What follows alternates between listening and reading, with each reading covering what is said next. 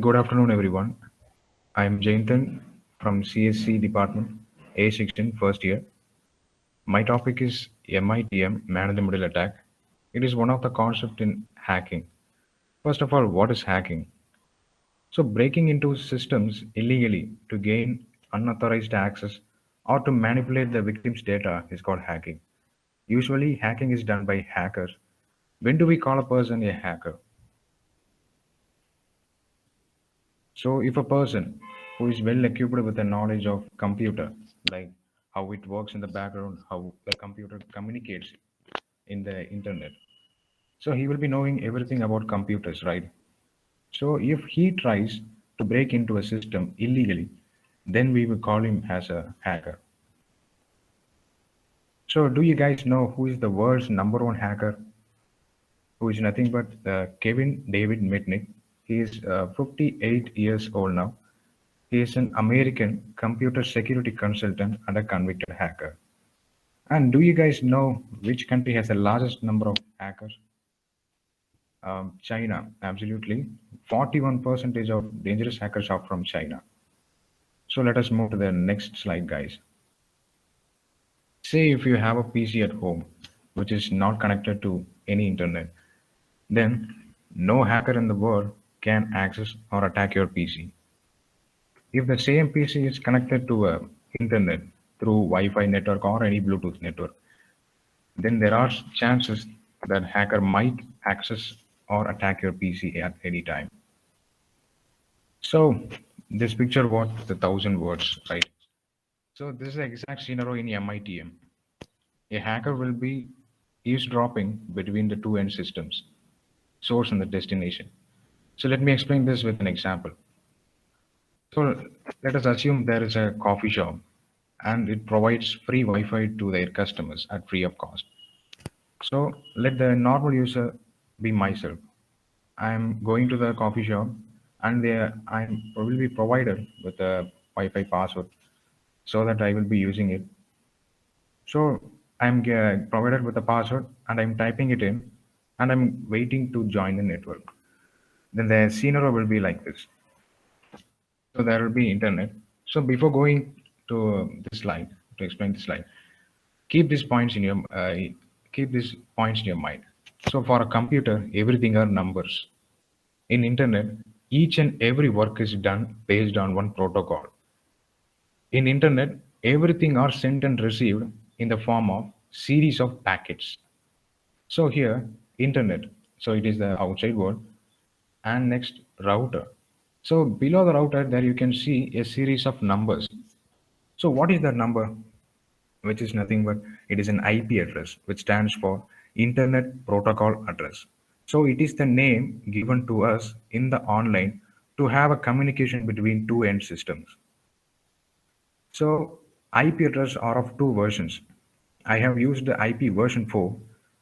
So there is another type IP version 6.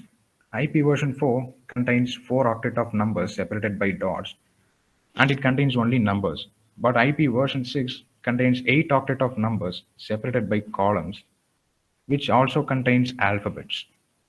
So in that IP version 4, I have used the class C IP address. So there are 5 classes totally in IP version 4.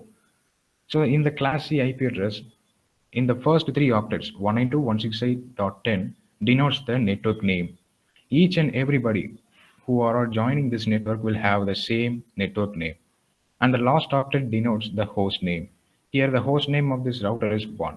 Each and everyone will have a different host name. So that is the purpose of IP address in networking.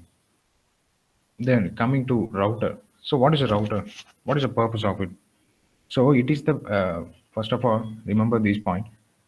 If you want to create a network, you will be using switches, hubs, and access points. So if you want to connect different networks together, you will be using a router. So router is the place where our request packets are gathered, will be sent and gathered, and the router checks the destination IP address in the packet and it sends to the correct location. That is correct destination. Say if I'm searching Flipkart in the Google, what happens in the background is that my device, Either it is a mobile phone or it is a laptop. So it generates a packet, request packet, and it contains some certain informations like source IP, destination IP, and what I'm requesting. Now I'm requesting for the Flipkart's web page. So it will be generated and it will be sent to this router. And the router sees the destination IP and it routes the request packet to the correct destination through different routers and routers. So that packet is sent to the nearby routers which are nearby to the Flipkart server. And then the response will be in the same way so that I will be viewing the Flipkart's web page. So that is the role of router here. So moving to next, DHCP. As I already told that in internet, everything are sent and received in the form of packets, and in internet each and every work is done based on one protocol. So before discussing about DHCP, I want to explain what is the main use of this protocol, main use of some important protocols. So there are several protocols, networking protocols like TCP, UDP, and ARP, Address Resolution Protocol, HTTP, Hypertext Transfer Protocol, and SMTP, Simple Mail Transfer Protocol. Let me explain TCP, what is TCP and what is UDP. So TCP, which stands for Transfer Control Protocol. So what is the purpose of it? So in each and every time when a packet is sent from sender to the receiver, you will get an acknowledgement. So the applications which uses TCP are our social media website, our social media applications, our texting, right? So we are texting in WhatsApp to our friends. So by seeing the click at the bottom right corner of the text, you will get an acknowledgement. If it is a single gray tick, then you will get an acknowledgement that your friend does not receive the message. If it turns into double tick, you will get an acknowledgement that your friend has successfully received the message. If it turns into blue, you will get a final acknowledgement that your friend has successfully solved the message. So in each and every action, you will get an acknowledgement in TCP. So that is the role of the TCP. And what is UDP then? So it is just the opposite to TCP.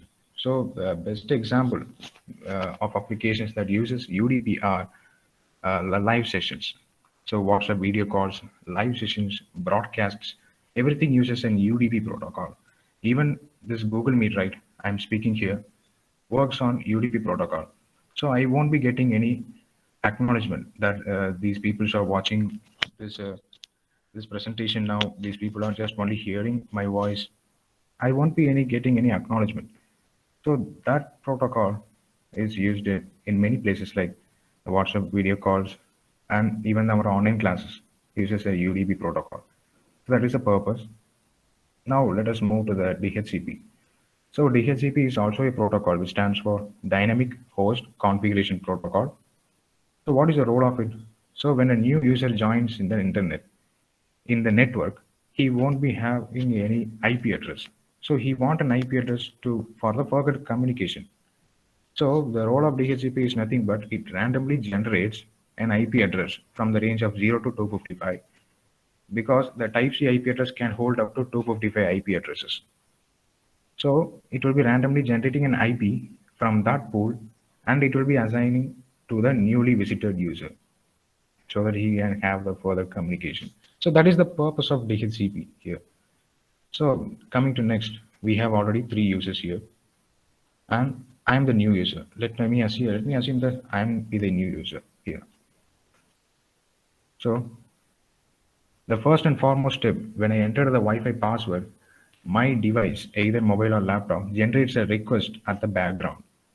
So guys, note that everything, what I'm saying will be done in the background. So in the background, my laptop or mobile generates a request. What request? So who is DHCP? I want an IP address. So this packet, this request packet will be generated in the background and it is sent to everyone who are present in the network. So because I don't know who is DHCP here, so to get an IP address for myself, I am requesting the DHCP. So it will be sent to everyone except DHCP. Everyone will reject the request in the background. So DHCP will send a response of a IP address for myself and the router's IP address. The router is also called as default gateway. So it is the place where I will be sending all my requests, and the router decides where the message needs to go. So my device will be taking note of it. Then the connection will be established like this. First, whatever text message, whatever browsing that I have done doing here will be first sent to the router, and the request will be sent to the destination, and in the receiving process is in the same way. From the destination, it will come to the specific router, this router, and from that I will be getting the response. So that I will be the perfect communication is done. So this is the normal way if there is no hacker. So what if an hacker interrupts my connection? So is that possible to interrupt for a hacker? Yes, it is possible. There are some applications online like Wireshark, Burp Suite, or some of the applications which are made to grab the one person's packet. So he will be using those applications and come to this state where I'm asking for IP address. So now my devices again asks for DHCP IP address. So it is sent to everyone. So now this time he won't be rejecting the packet. He will be accepting my response, my request. He will be accepting my request, and instead of DHCP, he will be giving me response. So in that response, he will put the randomly generated IP, and instead of the original router's IP address, he will put his own IP address. So my device will be taking note of it, and now the connection will be established like this. So 192.168.10.14 will be my IP address, and for me the default gateway is 192.168.10.10. So which is the actual IP of hacker. So whatever text messages I'm doing in the online, whatever banking websites that I visit online, whatever credit card credentials that I'm entering to purchase something in online, everything, each and everything will be first sent to him, and he can read that too because he's well known of computers, right? He will be knowing everything, how the computers work in the background, how a communication is done by the computers, everything he will be knowing that. So with his knowledge, he will be taking my packets, and he will be viewing that. So whatever credentials, my confidential credentials, whatever that I've entered, it will be first read by him, and he will be sending it to the router. So router sends it to the correct destination. Even in the receiving process will be in the same way. So first it will be received by him, and it will be received by me. So there is an hacker between the source and destination, eavesdropping all my credentials. So my privacy is lost here. So what is the purpose of this MITM? So he can use my credentials in a wrong way. He can misuse it, right? So if you are working in an organization, you and your crewmates will be working by using an internet, by using a network. So you and your crewmates will be in a network, working together, and a client visits your organization who also wishes to use internet. So he asks for the Wi-Fi password and he starts using. So what if the client is a hacker? Then your entire organization is in danger, right?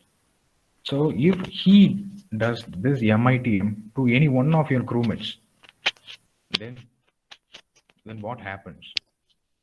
All your important credentials about your organizations will be lost, will be hearing by hacker.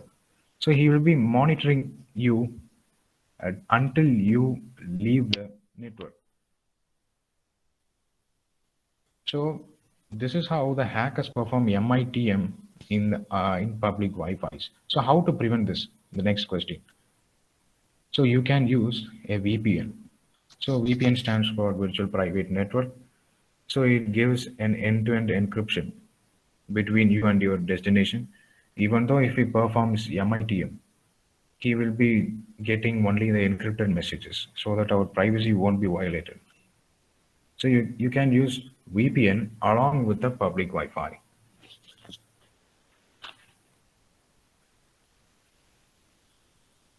And also, I forgot to say one thing. Every network contains one router and one DHCP protocol. Every network contains one of them. So MITM attacks are very hard to detect while they are happening. So the best way to prevent is by using the VPN.